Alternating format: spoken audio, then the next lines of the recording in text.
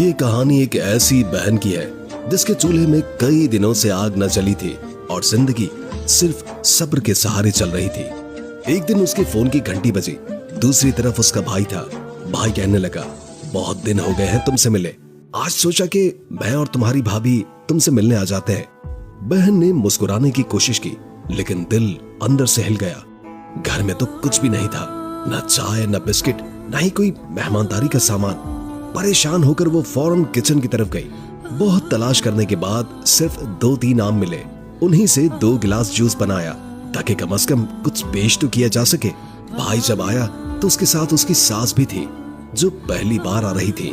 बहन ने 2 गिलास जूस माँ बेटी के सामने रखे और भाई के सामने पानी का गिलास रखते हुए मुस्कुराकर कहा, आपको 7 अप पसंद है ना?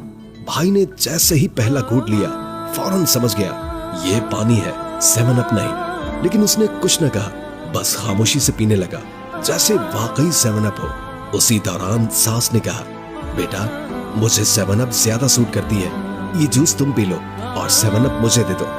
बहन के हाथ पांव फूल गए। दिल में सोचा, अब तो मेरी चालाकी का पर्दा फाश हो जाएगा। लेकिन भाई तो भाई होता है। प्यार से बोला, अम्मी जी मैंने आधी बोतल तो पी ली है, आपके लिए अभी फ्रिज से लेकर आता हूँ। वो ग्लास उठाकर बाहर निकला। चंद लम्हों के बाद एक शीशे के टूटने की आवाज आई।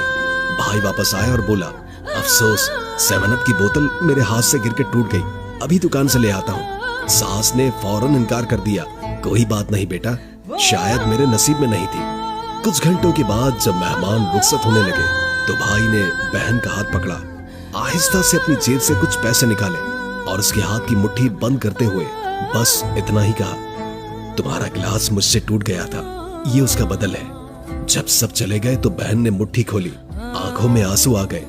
वो जान गई कि भाई ने सब कुछ समझ लिया था, मगर उसकी इज्जत भी रखी और उसकी मदद भी की।